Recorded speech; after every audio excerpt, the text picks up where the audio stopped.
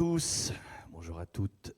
Donc, 12e vidéo, 12e séquence, 11e point par rapport à notre étude sur la vertu, être partageur. Est-ce que vous aimez partager? Quand vous êtes tout seul, en principe, tout le monde est partageur. C'est facile. Dès qu'on est deux, eh ben, ça devient difficile. Donc, on rappelle que Ruth est jeune, on rappelle qu'elle n'est pas complète. La Bible nous dit dans Luc 6,40 que le disciple n'est pas plus grand que son maître, mais tout disciple accompli sera comme son maître. Téléos, tout disciple accompli, rendu parfait, devenu parfait. Ça ne se fait pas du jour au lendemain. Dans Matthieu, Jésus nous dit, devenez parfait comme votre Père céleste est parfait. Soyez parfait, littéralement, devenez parfait. Il y a donc une marche, une progression. Vous savez quoi?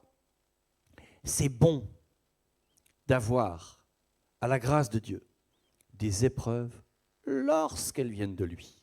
Je ne parle pas des épreuves achetées. Imaginez par exemple que vous ayez des problèmes avec l'alcoolisme. Bon, finalement, si vous tombez malade,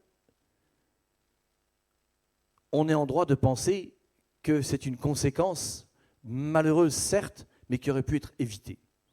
Cependant, si véritablement on aime le Seigneur et que, en aimant le Seigneur, on a encore des problèmes d'alcoolisme, alors à ce moment-là, et ça peut paraître surprenant, mais pour s'en sortir, il faut partager. Quand je parle de partager, peut-être que certains d'entre vous ont commencé à remonter les fermetures éclairs de vos poches. Ne vous inquiétez pas, les appels d'argent étant considérés par la parole de Dieu comme un péché, je ne vais pas vous parler dans ce registre-là, loin de là. Chacun doit être dans son cœur en liberté. Donc, je ne parle pas ici du partage, comme on le croit, de l'argent ou de votre sandwich, mais du partage de votre cœur. Êtes-vous partageur? C'est mon péché. À moi. Voilà. On n'a pas besoin de savoir. C'est moi. Je fais ce que je veux. Mais on a vu le courage, on a vu la soumission, on a vu le travail. C'est tout ça la vertu. Et c'est vertueux de partager son problème. Je vais vous partager un petit témoignage. Quand j'avais une vingtaine d'années, j'avais besoin de mûrir, comme chacun de nous. Et il m'était venu à l'idée, bien mise en place par un de mes frères, naturel, de mettre un immense autocollant sur mon pare-brise arrière à la gloire d'un chanteur populaire. Alors, je ne passais pas inaperçu. Ça, c'est sûr. Et puis, j'ai commencé à aller de l'avant au niveau de l'église. Et on m'a dit, à cette époque-là, ça se faisait. Aujourd'hui, grand malheureusement, même les pasteurs ne le font plus. Je me demande pourquoi, à croire qu'on n'a plus de coffre sur nos voitures. On mettait un poisson sur notre voiture. Dans les années 80-90, c'était automatique. Dès l'instant que vous étiez né de nouveau, vous passiez par les eaux du baptême, vous aviez envie de mettre un poisson sur votre voiture, rouge, vert, jaune, mais un poisson. Alors, comme tout le monde, j'ai mis un poisson. Et une sœur, qui plus tard me l'a dit, priait pour moi en disant « Seigneur, montre-lui, parce que ce chanteur en immense et le poisson, ça ne va pas ensemble. » Et mon problème, c'est que je ne le partageais pas. Je n'avais pas, comme Ruth, compris qu'il fallait partager pas seulement mes biens, mais aussi mes moins biens. Et puis, je sentais, sans m'en rendre compte, l'efficacité des frères et sœurs qui priaient pour moi, parce que je viens d'Alsace, j'étais donc dans une très grande église, et on priait pour moi, je ne le savais pas, et l'amour de Dieu, par le moyen de son Esprit Saint, me pressait en me disant « enlève ce truc ».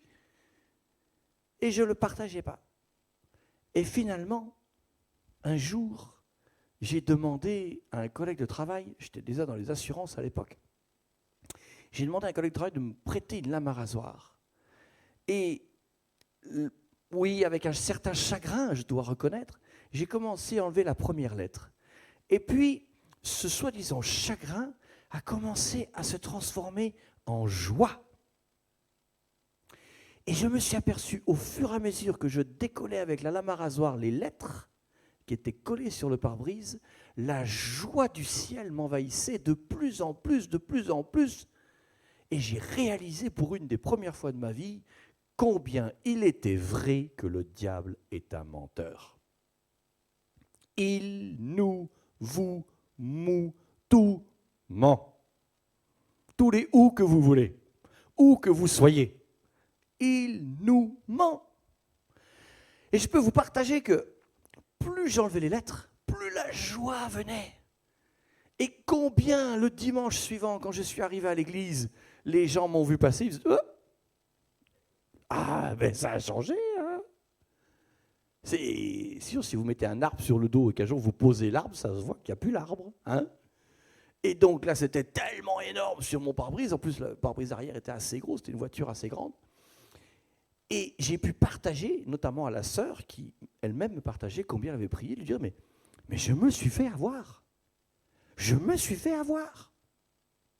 Lisons Ruth chapitre 2, verset 17. Ruth est partageuse et elle ne regarde pas à la fatigue. Elle glana dans le champ jusqu'au soir et elle bâtit ce qu'elle avait glané. Il y eut environ un épha d'orge. Elle l'emporta et rentra dans la ville, et sa belle-mère vit ce qu'elle avait glané. Elle sortit aussi les restes de son repas et les lui donna. Ça veut dire qu'elle a travaillé jusqu'au soir. Elle est fatiguée, harassée de fatigue. En plus, elle va battre, c'est-à-dire quelque part cuisiner, rendre consommable ce qu'elle a glané, et elle va l'emporter, le porter, rentrer dans la ville, lui donner, donc à Naomi, sa belle-mère, et également, on s'aperçoit qu'elle a gardé une partie de son repas au cas où elle n'aurait pas le temps de préparer à manger pour sa belle-mère. Ça veut dire qu'elle s'est privée d'une partie de son repas. Elle a donc partagé de son bien, et son bien n'est pas grand-chose à ce moment-là. Donc, sur ce point de vertu, vraiment, je vous encourage, partagez. Une étude récente qui vient des États-Unis montre et met en évidence que 98% des pasteurs n'ont pas d'amis. Pourquoi ? Parce qu'on a l'impression que si on partage notre nullité, les gens vont nous prendre pour un nul. Et alors ? Tout à l'heure, je vous partageais que quand on m'a appris que mon épouse était mourante, avec un pronostic vital engagé, je me suis effondré. Non pas dans ma foi, non pas dans ma vie. J'ai continué à élever mes enfants, j'ai continué à faire tourner comme je le pouvais mon entreprise, j'ai continué l'église. Mais je savais que les gens devaient savoir que j'étais faible et que je ne dépendais plus que de la grâce, de la paix et de l'amour de Dieu. Et donc, si, par la vertu de Dieu, vous apprenez à partager, vous serez moins lourd. C'est pourquoi ? Parce que quand on partage, on devient riche. Si vous avez, prenons l'exemple de la dîme. Aujourd'hui, c'est pas populaire la dîme.